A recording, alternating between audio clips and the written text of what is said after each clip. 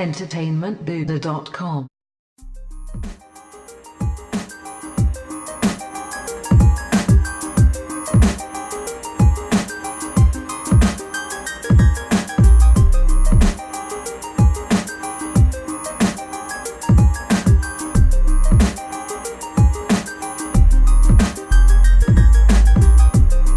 Everyone, welcome back to a brand new episode of Thrones Time. It's Matt, it's Keith, it's Nick, and it's Pete, and he's stinky. It's okay, he's old. We allow him to be stinky. But we're here, we're going to talk about the penultimate. Yes, I know, it's horrible, it's tragic to be saying it, but the penultimate episode of Game of Thrones, not just this season, season 8, but the entire series.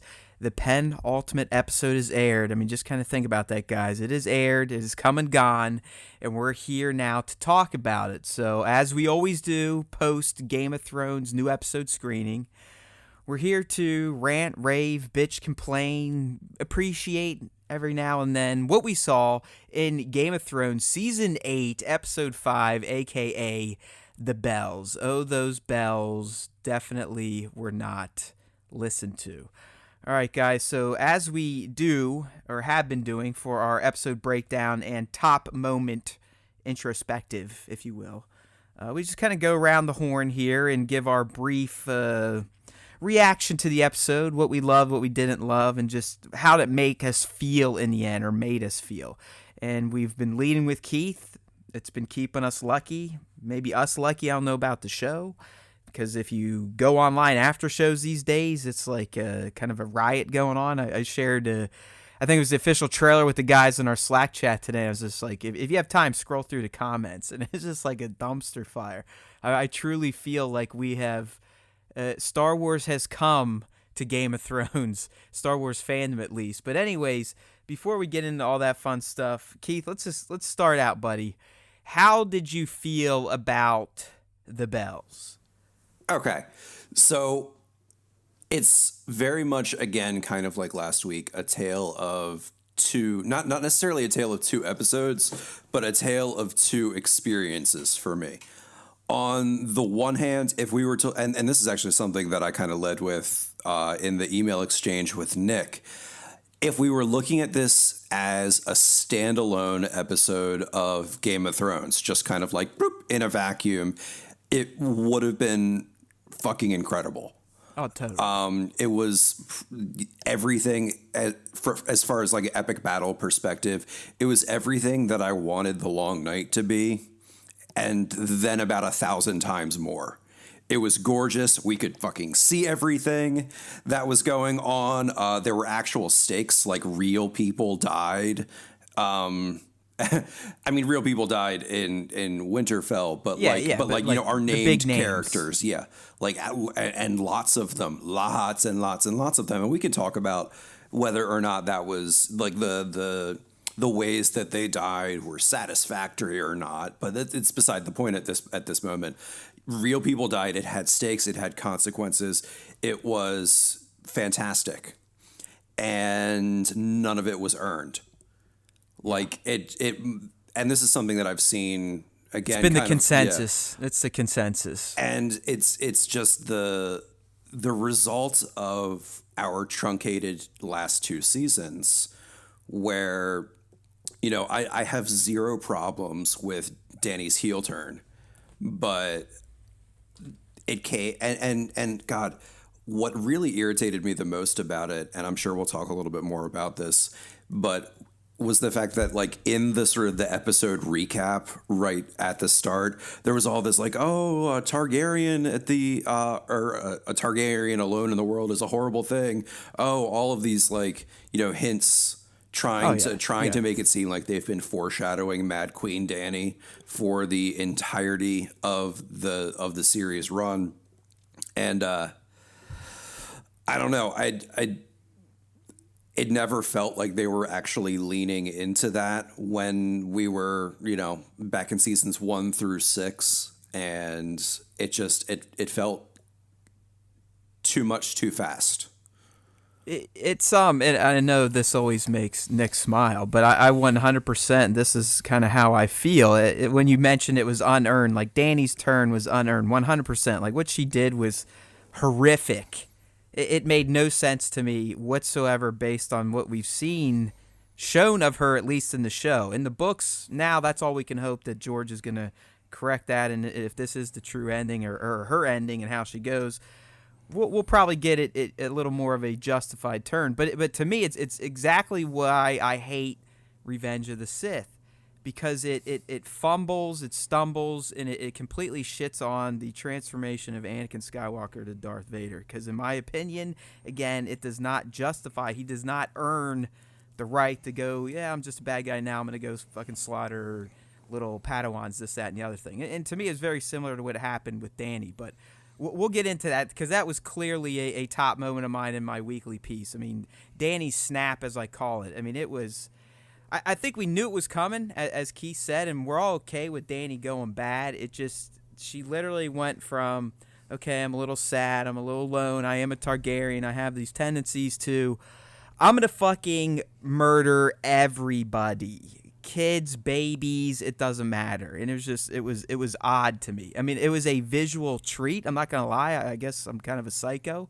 As I said to Keith, it was, my heart was about beating out of my chest. Just, it was a very intense episode. I guess I'm kind of stepping out of turn here, but I agree with Keith's assessment. I mean, again, it was standalone TV. It was amazing. The most intense episode of Game of Thrones I think I've seen since maybe the Red Wedding segment, where you just know bad stuff's going to happen and you're on the edge of your seat. That's how I was throughout this entire episode. I mean, I had to almost meditate in the middle of it to slow down my physical reactions to watching this TV show. But as I'm watching it, I kept going, man, you can so tell that this is a rushed version of the events. It's rushed version of Varys going out, of Danny's turn, of Jon looking like a moron, this, that, and the other thing. I mean, don't even get me the Cersei and Jaime stuff. It's like, what the fuck? Like, what are we doing here, people? So, I don't know. I mean, I loved it while I was watching it, but the more I thought about it, and as I read, like Keith did, and there is a consensus out there. It's like, hey, oh well. I mean, it is what it is, I guess. I mean, I guess we always have the books coming out, so... Nick, go ahead. I mean, what was your take on the bells? I'm kind of in the same boat. God, I definitely... Isn't this sad, guys? I mean, I did not see this coming a mile away. Go ahead. I definitely enjoy, as Keith alluded to there, I definitely enjoyed the fighting scene and, actually having not just enemy soldiers, but just the innocent people running and scrambling certainly added a very intense, dramatic theme to it. Everything with Arya running around was part of, between Arya's scramble and Clegane Bowl were probably, two of my favorite moments in the episode. But overall,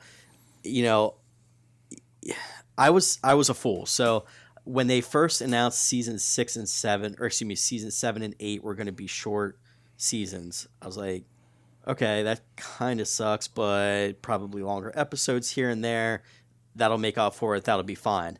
Obviously, it's not. Like you said, Matt, they're rushing through everything. Danny's turn, even if it has been foreshadowed for the coming, for the entire series, to some extent, it still felt abrupt and quick and pointless. The bells were ringing. She heard the bells, right? Like, she's not deaf. She heard the bells. She wanted to prove to Cersei that she could intimidate and strike fear. And, what did she tell Jon at the beginning of the episode? If they're not going to love me, basically let them fear me, let it be fear. And Jon maybe not quite grasping what she meant by that. He's certified dummy at this point. Yeah. I mean, he truly is a great guy in battle, can give a good speech now and then, but he really is just a moron. Well, and it's like I told you guys in Slack after watching this episode, I truly only now care about Arya. She's the only character left that that I genuinely care about. Jon is, like you said, he's a great warrior, but he's not the brightest guy. So some of his choice and his actions leading up to this event were highly questionable as well. And everybody's betraying everybody at this point, it seems.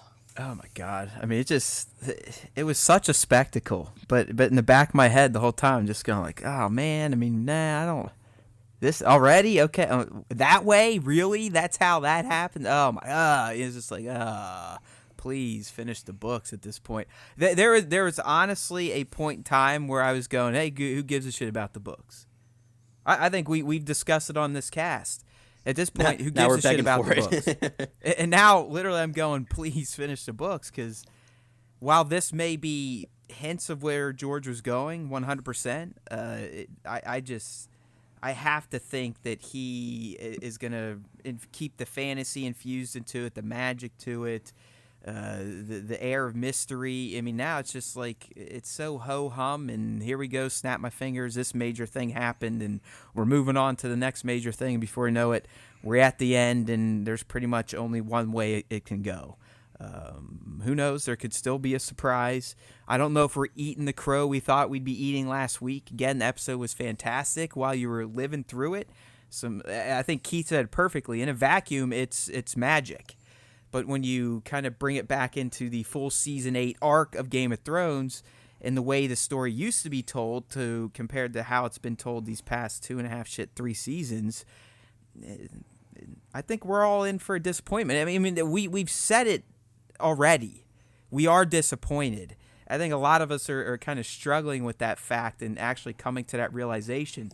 And it goes back to what I lived through with the prequels, where at the time I was like, no, these aren't bad. These can't be bad. Star Wars can't be bad. I mean, I had that wired into my brain.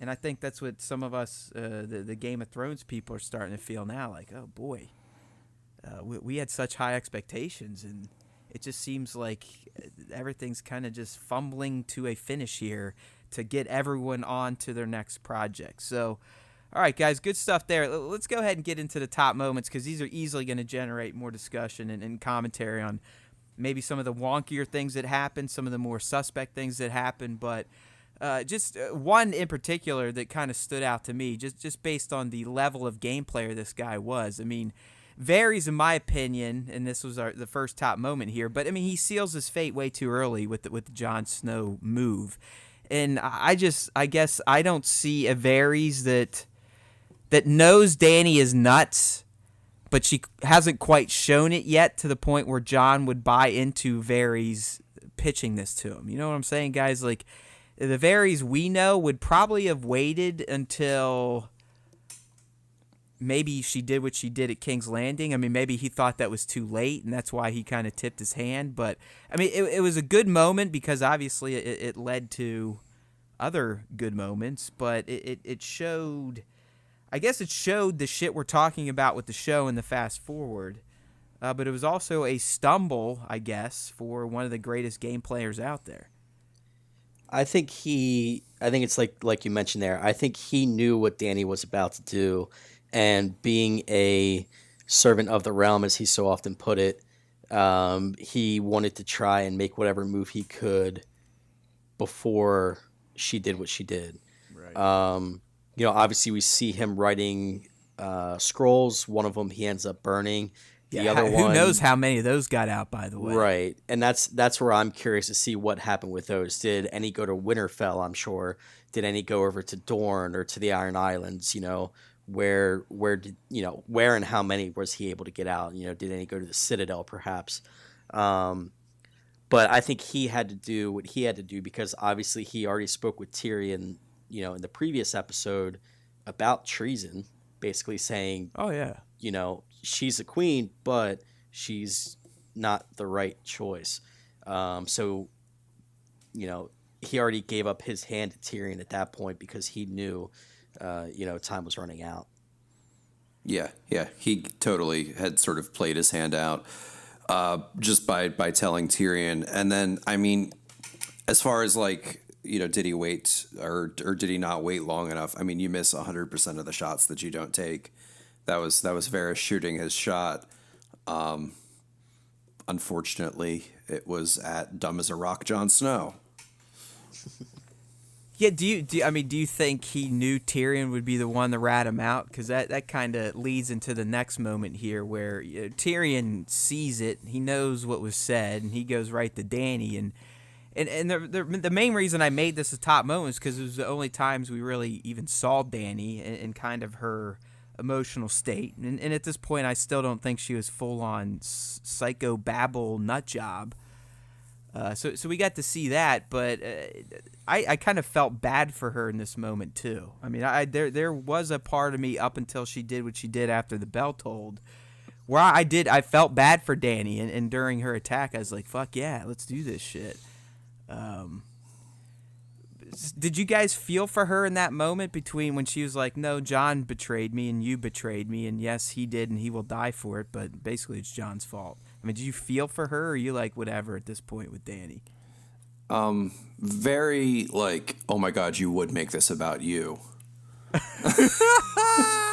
They really have turned the breaker of chains into like you just fucking hate her. I was just like, yeah, but I mean, it's very characteristic of her, and we have definitely seen her sort of twist the actions of her, sort of cabinet, her group of advisors, and twist them to be more sinister than they maybe actually were. And she's the type of leader that commands 100, like you're either 100% loyal to her or you're a traitorous bastard. And I don't know, I felt sad because she just like saw her best friend in the world get decapitated. Only a few nights after seeing her other best friend die saving her with Jorah. So and watched one of her children get sniped from a million miles away by people that couldn't hit a dragon 2 feet in front of their face a week later. I mean, yeah. So like, you feel for her and you feel for her loss, but then she immediately just like, oh yeah, you betrayed me and John betrayed me, and and by the way, I'll fucking kill you if you. Oh do my it God, again. yeah. The threat. It's just like, lady, like. Not everything's a betrayal. Yeah. Also, you knew John was going to say something. Like, how does she not know that? How does she not know that, guys? I don't know. I haven't felt sympathy for Danny since she found out who John's parents were, and her first reaction was, "You have a better claim to the throne than me." Not, "Oh, I have a family that's still alive."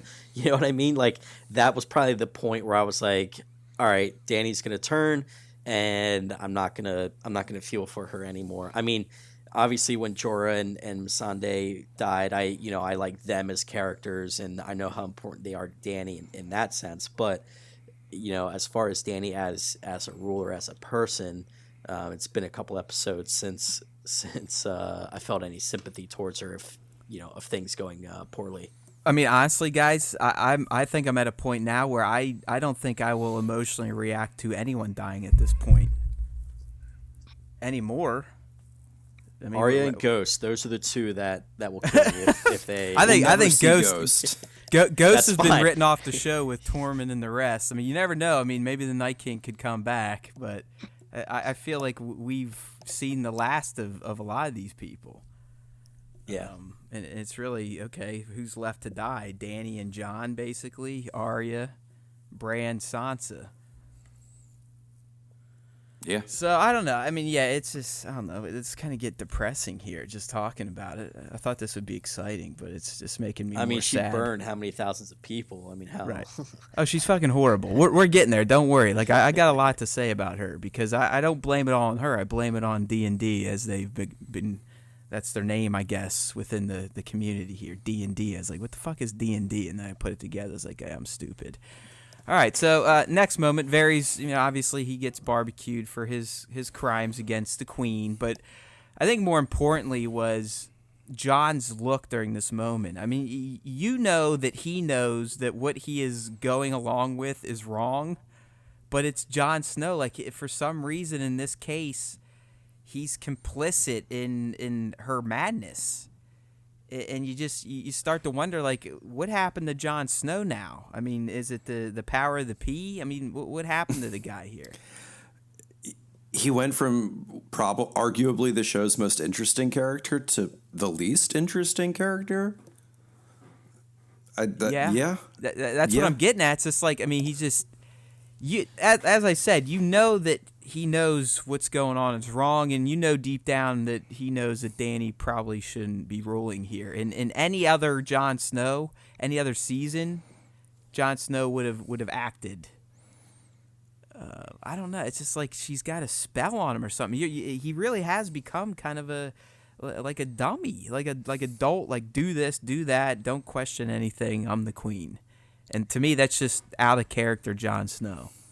Yeah, I mean it goes back to his upbringing under Ned Stark and how noble and honest and full of integrity Ned was, to the point that it got him killed. John still recognizes those traits and practices those traits. So he bent the knee to Danny. He's with Danny.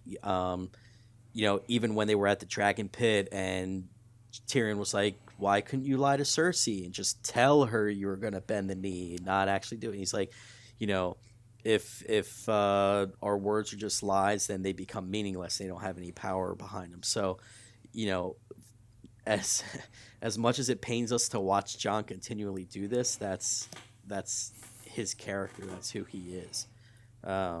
Well, it took like him basically watching his men start to rape people for him to snap out of it. Hopefully, True. So you never know. Well, yeah, I mean, initially he was trying to pull guys back, but nobody was listening to him. Oh, they went nuts. Like the good but guys yeah. literally went full bad. I mean, everything broke bad there once Danny, lit the green light. I mean, I could see the Dothraki and Unsullied doing whatever the fuck, but I mean, the men of the North, everyone devolved. But we're You got to there. think too. How much do they hate the Lannisters? This is their Oh, yeah. chance to take down some Lannister soldiers. And, Right.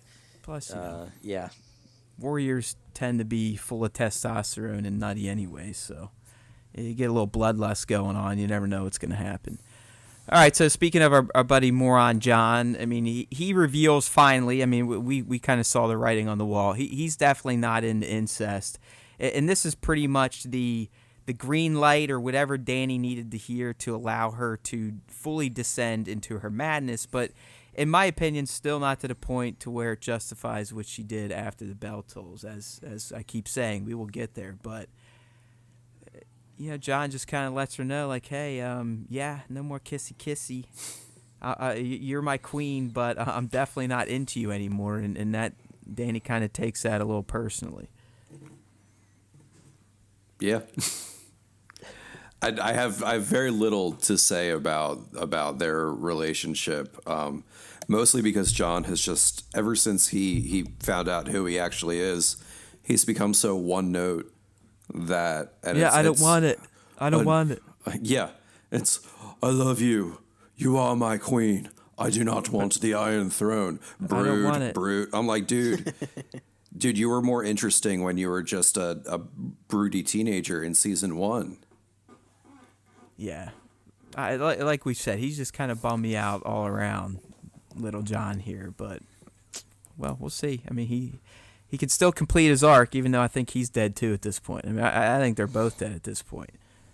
They'll kill each other, or someone will kill him for doing whatever he's going to do to her. But, all right, so the Tyrion and Jaime scene, one of the best of the season and one of the dumbest. Because, again, I don't know. What the fuck's Tyrion thinking here?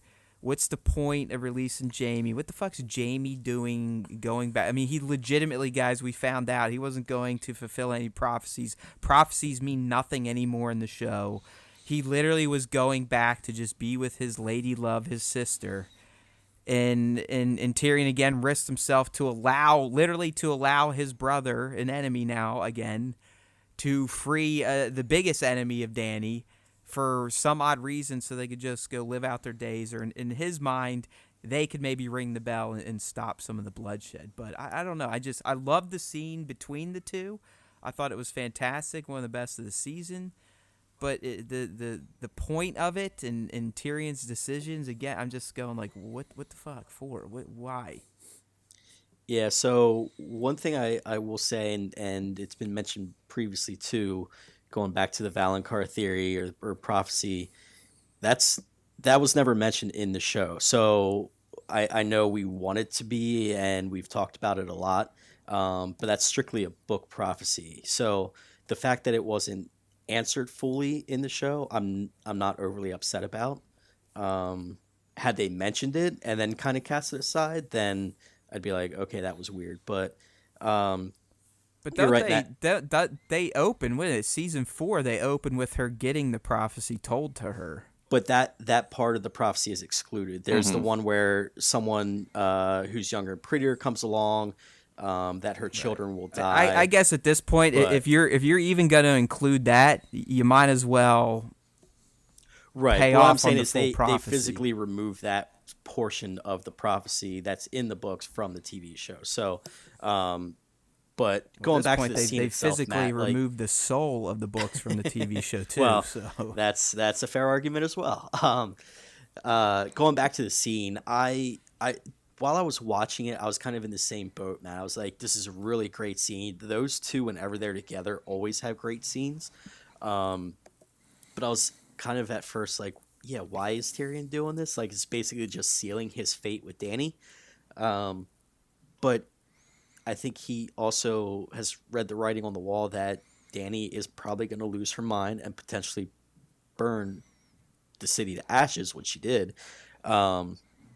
But he thinks maybe letting Jaime escape, returning the favor as he put it, going to Cersei, can maybe in the off chance, the very, very off chance that Jaime could convince Cersei to hop on a dinghy and start rowing away somewhere and, basically go into witness protection, then maybe there's a chance that the city can be saved without being burned. And basically Tyrion is sacrificing himself for the people, which he kind of mentions, one guilty dwarf for thousands of innocent lives or something like that. So it's a shitty sacrifice in the end. well, it didn't exactly go out that way, but that was his plan. So I was more just like Jaime's whole arc again just gets destroyed here. Oh, It's yeah, like, and- what was the point? Like, what was the fucking point of anything that happened to Jaime? and that's the rush issue with this show. Yeah. He hooks up with Brienne a couple times, and then he's like, all of a sudden, I have to go back to King's Landing. I have to go back to Cersei. It's odd And- stuff. Yeah, it's right. frustrating, but yeah, that's just That's kind of the chalking it up theme to of the, things these to the days. truncated version of the show. All right, so I'm not gonna lie. Dany's initial attack was one of the coolest things I've ever seen. I mean, it was absolutely amazing to behold. It was insane, but it also made me go, well, where's this been? Where's this show of power been before? I mean, it makes what happened last week again useless. It's like, what's the fucking point? Like, why did we even do that stuff? If she can literally just come in and fucking in 5 minutes flat, literally take out the Iron Fleet, every ballista ever made, and the entire Golden Company. What the fuck have we been doing for the past season and a half? Like, or even just last week? Like, what's going on? Yeah, What's the I get point? the delay for like taking out all of King's Landing, but oh god, why did she fly away from the Iron Fleet at Dragonstone again? That's what I mean. Like, yeah, what's going on here? I And don't why know. why can't they hit anything now? I mean, literally, she comes in. They had all day to blast her.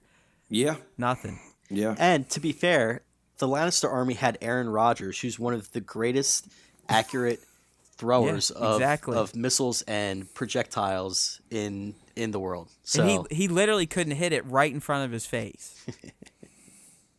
I don't know. I mean, again, I don't want to sound. I know things are getting kind of angry and poo poo here, but it was amazing. Like just when you heard the rumbles and you could see Harry of the Golden Company looking like, what the fuck is going on here?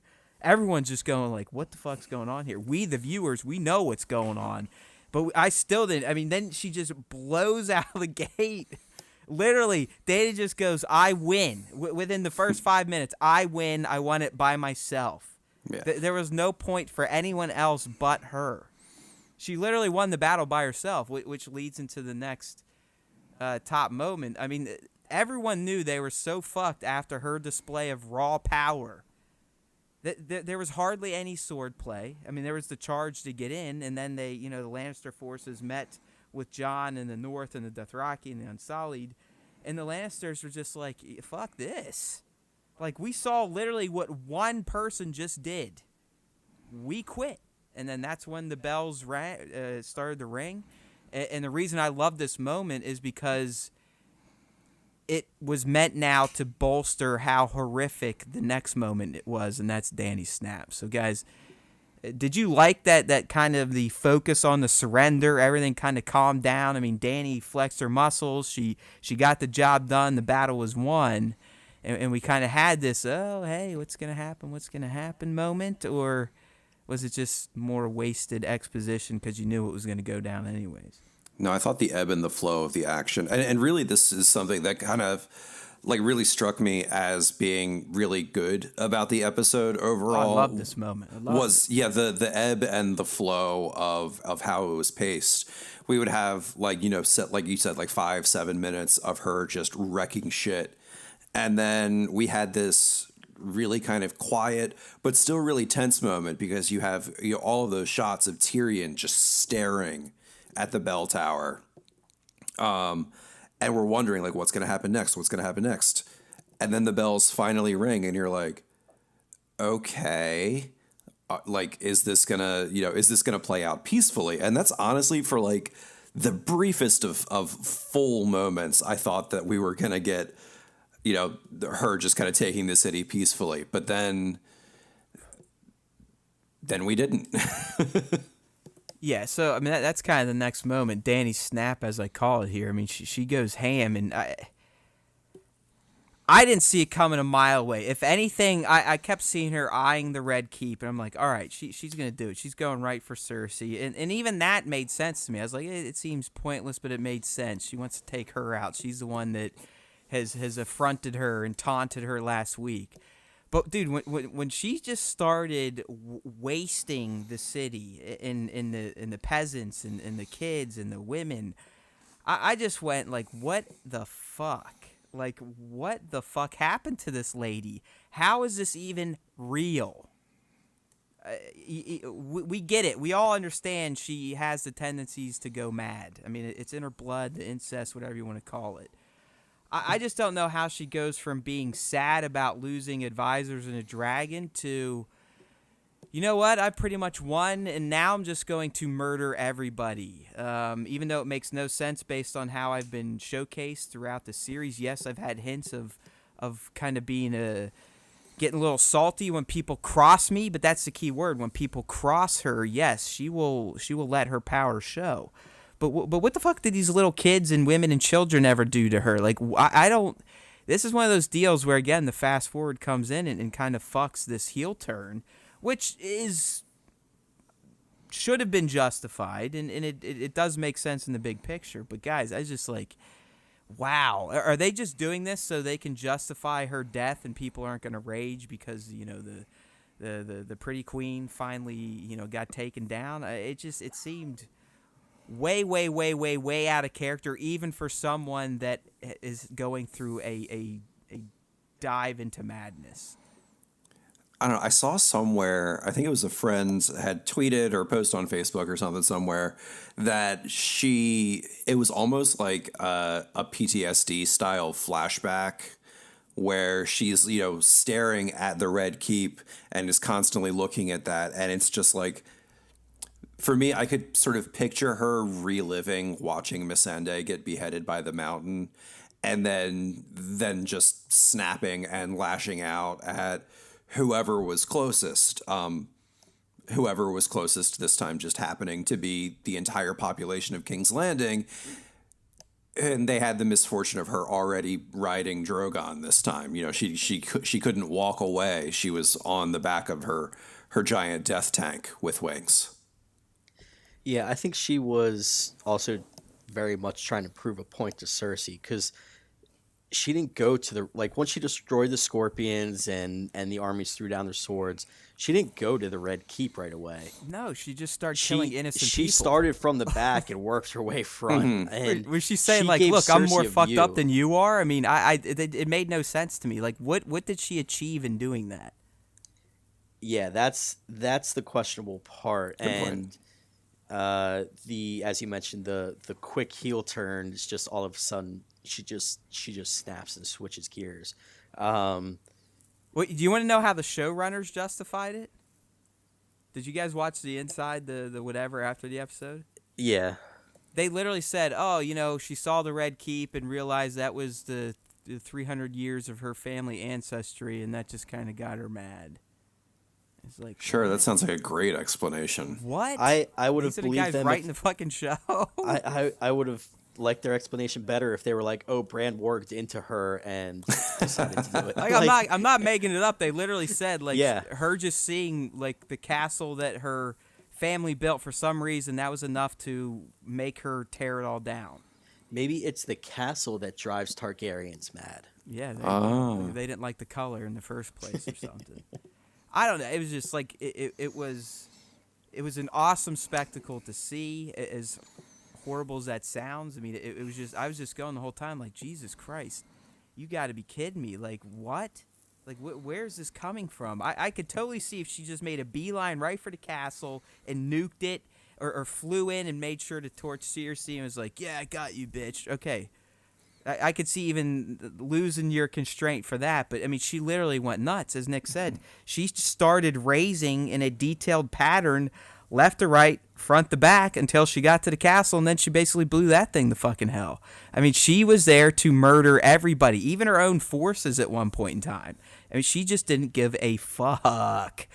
It was odd, but guys, I don't know. I'm sure you guys picked up on it because you're Game of Thrones hardcore fans. You're sleuths like me. But did you kind of like the nod? I felt like this was a nod to essentially she achieved her father's plan by completely burning down King's Landing. And if you notice, she was hitting some of All the wildfire caches. the wildfire stores that Yes. her dad had underneath the big buildings for his plan that Jaime stopped. So I thought that was interesting. I mean, there's definitely some symbolism there tying back to, hey, look, the Mad King's daughter finally achieved what he wanted. Because this is what he wanted to do. She did it. I mean, he wanted everyone to burn and die. And she did it, and now she's there. It's just, it was odd. And this is 100% a result of the fast forward. So obviously we got, go ahead. Well, I was just gonna say, and you just kind of brought something up when the Mad King was saying, burn them all. He was hearing voices in his head. There's rumors that voice in his head was the three-eyed raven, whoever that may be. Was maybe Dany hearing something similar because time is a circle? Dude, in at this Game of point, Thrones I would world, love and to. I would love to believe this, but I think they've ripped all of that mysticism out of the show. I mean, they've proven to us that the Mountain was stronger than the Night King in this world. The Mountain literally got stabbed in the fucking brain and didn't flinch. I mean, he could still be alive for all we know. I mean, that guy was invincible. So, like, I don't know. I think what you're saying makes complete sense in the books, possibly. But at this point, unless there's this big twist still coming and we're all going to look like fucking idiots, which I hope for. I want to look like an idiot. When we're talking next week, I want to say, man, we're so fucking dumb. We just weren't patient. We missed all the signs. Ha, ha, ha. How foolish are we? They were geniuses all along, and we were just getting upset. But I don't know. I don't think that's gonna take place. But anyways, John reacts to the snap, and you could tell shit's starting to settle in. Like, he was definitely shell-shocked. I think he was trying his damnedest to not believe Varys and everyone else, his sisters even. But after he saw what she did after the bells toll, I mean, what can this guy even say to her? Does he even go back to her at this point? that's what I'm curious about, to see where now once everything is settled, basically. So kind of sneaking ahead towards next week's trailer, we do see Dany on the steps, as the new ruler. Where is Jon with her? Did he retreat back to Winterfell? Is he at Dragonstone? I'm kind of curious to see what happens between those two next in the immediate following. Do they have a conversation, or does he just completely bail and say, we got to do something about this? You would hope so at this point, because if he's just sitting there like all sad puppy face again, like, oh yes, my queen, it's just okay. This guy, here's another character that just completely had his soul ripped out of him via the show, like just destroyed. Like, what was the point? What was the point of the big reveal? This is Aegon. If this guy's just gonna be like, oh, in the background, like, okay, I'm gonna keep my honor and this, that, and the other thing. It's like, whatever. Just shit. I don't know. It's so weird what this show's doing to me, because when I'm watching, I'm like, this is the greatest thing ever. But then when I think about what I just saw, I go, yeah, all this stuff's so curious and so expedited now. It doesn't feel the same. It really did. I mean, them veering from Martin in the end has fucked the show. It has. I mean, blame whoever you want, but it's definitely fucked the show. So moving back to our top moments here. And this one, I just had to put it in there because a major character died. I thought it was a silly moment, this battle between Euron and Jaime. It's like, okay, I guess we had to. I guess we didn't show Danny actually killing him. He did just kind of jump off, so I guess we had to put this guy to bed. But they literally just grab ass for a little bit, and Jaime kills him. And Euron thinks he kills Jaime, and ultimately a bunch of fucking rocks do, which is something we're about to talk about here in a little bit. But what'd you guys think about this? Was it entertaining at all to you, or were you just like, okay? It was fine. That seems convenient. Like, Yeah, right. I mean, it was a fight. It was the finest part of a fine moment. This is All fine. right, I am the dog in fire meme right now. It was all right. I didn't really have anything to complain about. I honestly kind of was like, oh shit, like the first time that he actually stabs Jaime in the side. I was like, Yeah. oh, that the expectation that Jaime was going to kill Cersei is really, really, really, really being put to bed. And especially that line where he's like, I'm the man who killed Jaime Lannister. He's just jerking himself off one more time.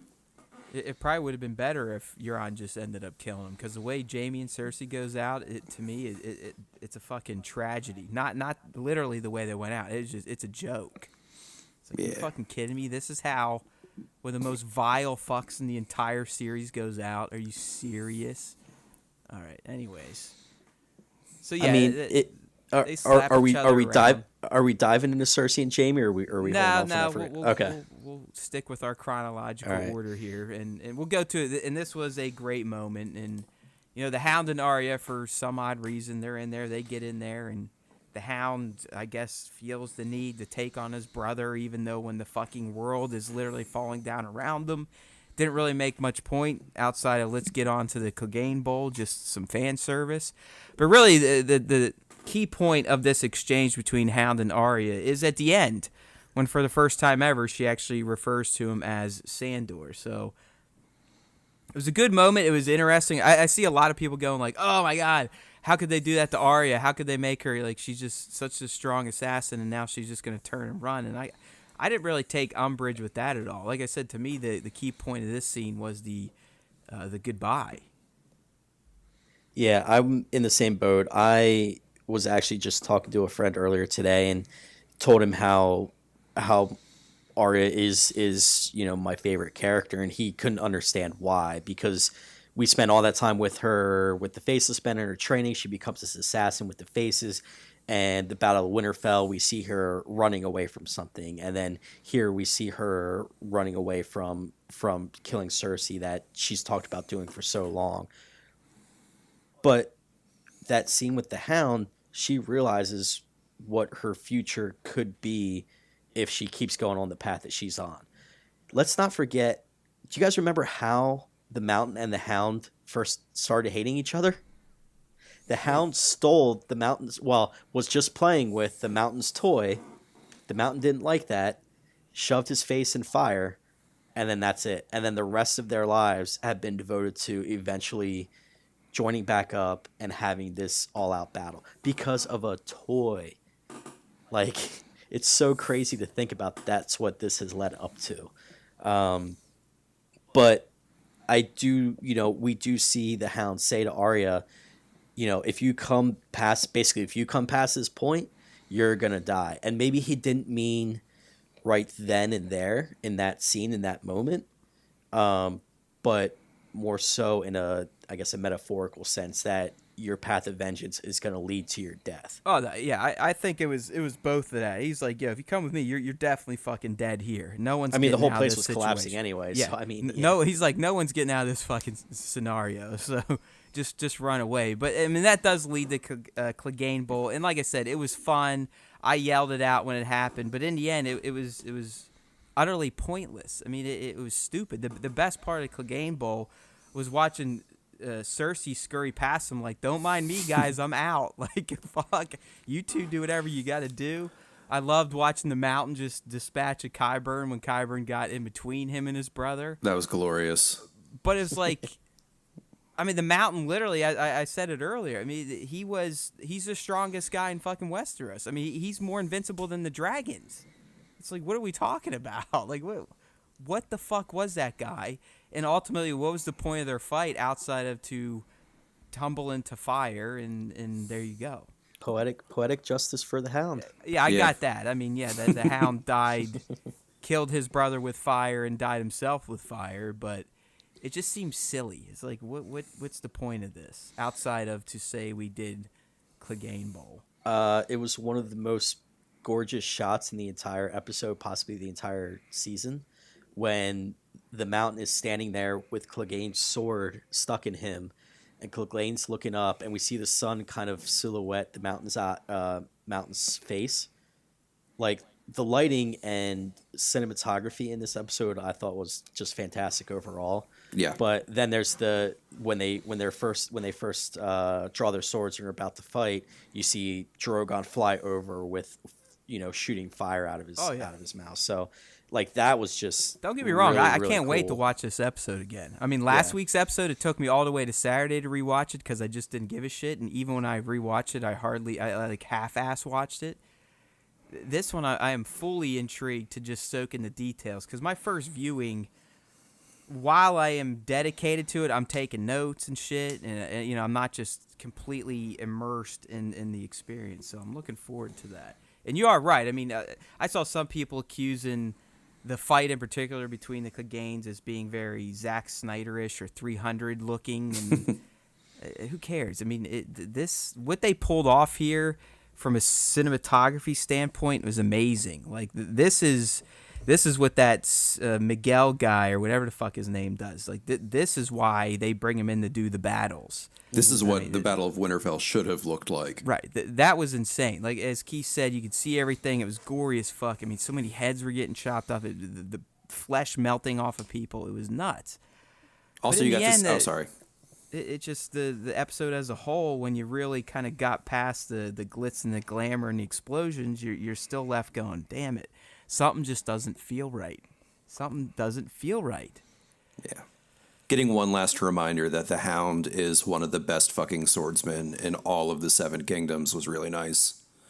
Like, if it weren't for the fact that the Mountain was just an undead monster, Sandor would have wrecked him. And that was totally. It was nice. It was nice to get that reminder of just like, oh yeah, you kind of lost it a little bit out at Winterfell when everything was burning around you. But, like, the same thing was happening in King's Landing, but he found that resolve to just, Oh, dude, he was a wreck Mac house. Daddy. It was awesome. I mean, those Kingsguard, he just is like, wah, wah, wah, wah. All right, now let's go. If you think about it, too, like you said, Keith, the one thing that, or I guess maybe Benioff and Weiss, one of them said it, too, inside the episode, the one thing that could overtake his fear of fire is the person that gave him that fear in the first place. Mm-hmm. And, the Mountain, ever since he was reanimated, he didn't speak. He did exactly as Cersei told him to do, except for this moment. She said, Sir Gregor, stay with me, protect me. And he didn't. He disobeyed orders for the first time, because even in his state, he knew this was, his showdown with his brother. This was it. So, Yeah. speaking of Cersei, let's get to it, guys. I mean, I did not like how they went out whatsoever. I thought it rocked. To give them a there, thank you, Keith. Yeah.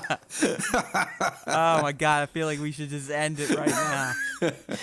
That was epic. I don't know, man, and that just such a letdown in my opinion. It's like we let this horrible, probably the most horrible person on the show go out almost peacefully with the person she loves the most in the world, outside of herself. It just, I didn't like any of it. I didn't like how they wrapped Jaime and Cersei's thread whatsoever. Yeah, especially. Oh, sorry. Go for it, Nick. I was just gonna say I was actually okay with how Cersei met her demise, because going back to, was it season 6, I guess, when she blew up the Sept, this was kind of the same thing. Like, the building collapsed on her, the way, you know, she kind of blew up those people and killed bystanders with the explosion. So, you know, getting crushed isn't exactly a might not necessarily be a quick death. I know they kind of cut to black real quick there for her, but, you know, I still don't. I still question the pregnancy thing. We can go over that again if we want, but we definitely got the shortchange with Jaime, as we talked about earlier. Just all of a sudden he wants back with Cersei. Seeing them dying together, I was kind of okay with it. I wasn't upset about it. I know people want to see a more gruesome death for Cersei. Maybe they want to see Jaime be the one to kill her, or it wasn't Arya, even that. or at whoever, this point, it wasn't but even that. Like, I just wanted her to get hers. Like, I either get her fucking head chopped off by a Stark or Sansa or something. Like, give me something. Something. Yeah. I mean, that motherfucker inflicted so much pain upon all these main characters, and she literally gets to go out. I mean, 3 of her children died. That's kind of painful in a different way. She made one of them die herself. Right. Like, she was happy Tommen died. She didn't give a fuck. She's like, go do it. Well, by that point, the other 2 had died, and she was numb to it, I guess. That's my point. Like, she was such a scuzzbag, and to me, she kind of got off the hook and got to go out in probably the best way she could have gone out at that point. I mean, considering all that she'd done, all the people she'd wronged, she got to go out in the most ideal fashion for a scumbag of that nature. It just is like, come on. Really? She gets to go down hugging, crying with Jaime. Bleh. Keith, anything on that one? It just doesn't matter. Like, yeah, you're right. You're fucking right, man, and that's like, the real travesty. Yeah, that's exactly what I was about to say. What's really killing me about these last few episodes is that in a show where for 6 years the tiniest of details mattered, like the fact that, you know, 4 years in season 4 we get the reveal that it was, oh, God damn it, I'm failing here, Baelish and Lysa. Oh, Lyanna. And Lysa. Yeah, that it was Lysa who poisoned Jon Arryn, which spurred Robert to go up to ask Ned to be his hand. Like, that's you know, we find out what triggered season 1 near like halfway through season 4.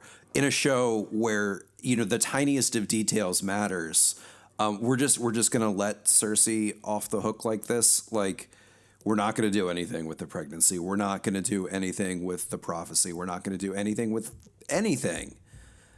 We're just gonna bury it under a pile of rubble. Yep.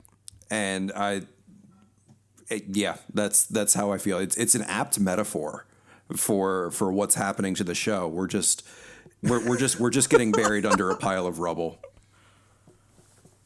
Yeah, well said. Well said. That's why we keep them around people. For those breakdowns right there, that was a thing of beauty. And speaking of thing of beauty here, guys, at the end, I mean, to me, this was a a pure symbolic moment when Arya sees this pale white horse. I mean, I know there's a saying out there, right? I mean, isn't death the one that rides the pale white horse? Mm-hmm. What do you guys think about that? I mean, the symbolism. What does it mean? I mean, now is Arya the one? Is Queen Dany her final target? Did Bran have anything to do with that horse being there and staring Arya down? Thoughts? Are you guys both under the assumption as well that that was Harry Strickland's horse? It just doesn't matter. I'm sorry. Well, I'm intrigued. I mean, Nick. you're right. You're right. What would it mean? I guess like what? I mean, whether it's Harry's horse, that's just the first thing I thought of because they made such a point to show the horse earlier when he was on it, and got good thrown point. off and that sort of thing. Good point. That's the only real reason. Plus, I don't remember anyone else aside from the Dothraki being on horses. But anyway, you're right, Matt. It's the Pale Mare is going back to when Dany was in Karth, I believe.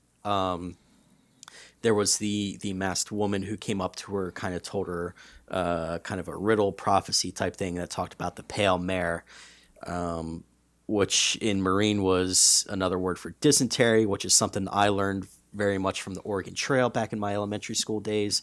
But basically it just, is a form of death or a symbol of death, as you mentioned. So that moment with Arya, it's kind of slow motion. She's looking at the horse, she's petting it. The sun's hitting it just right. Is she the face of death now? Death has many faces. She's seen a lot of them. Look at this guy. Is she now the face of death? And I think you're right. I think she goes after Dany. At this point, I don't know who else she would go after. Do you think the horse is taking her back to Winterfell? I mean, we have to check in with these guys, right? Or as Keith said, nothing matters anymore. Like, is Sansa gone from the show? I mean, Bran, does Winterfell even matter anymore? I feel like we're gonna check in with Sansa, but they've stuck a Valyrian steel knife right into the gut of all the three-eyed raven mysticism stuff. So. Do we ever see Bran again? I don't know. Or does it even matter? Like or did he have anything to do with the matter? horse? Who even cares at this point? Well, is he going to show up to say something creepy and then be like, "Okay, I got my last line in"? I mean, if he doesn't, honestly, think about again. What was the point of fucking Bran? Nothing. Him and the Night King are useless. It's all useless. Fuck. Finish book 6. Hey, you know what? Maybe Start it's like book 7. Maybe it's like Ian McShane said a couple seasons ago before he came on. He said it's all tits and dragons. So maybe that's all it really is. Oh my He's god, right. dude! You're so right. It really is. What has happened to this show? And the sad thing is, like I said, I'm thoroughly entertained by it. That's the sick part. Yeah. Like as I watched last night's episode, I'm like, man, this is some fucking compelling TV. Holy shit. I'm not kidding. I literally had to stop and slow down my breathing. Like, okay, deep breaths. Or you could end up being one of those people like, this fucking weirdo died watching Game of Thrones. He was so excited. I mean, that's where I thought I was going. But shit, it just, I don't know. And then I just start thinking about it, and I start reading the internet, and then the internet collective starts to convince me, like, yeah, those little doubts I had, look, other people have them too, so we must all be right. What the fuck's going on? The world is shattering around me.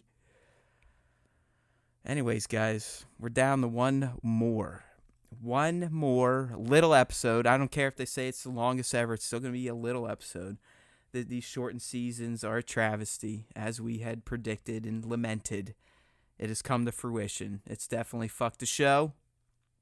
As much as I love it, the whole point of me not rewatching the entire series like you guys did leading into this one was so I could take in season 8 and have it blow my mind and have me change the way I rewatch seasons 1 through 7. And now I don't even think that's going to happen. I don't think anything could happen now that's going to make a rewatch of the entire series any different than if I just would have done it as you gentlemen did before season 8 started. And that bums me out. But in the end, we still love it. I know we get on here and sound like a bunch of sad sacks.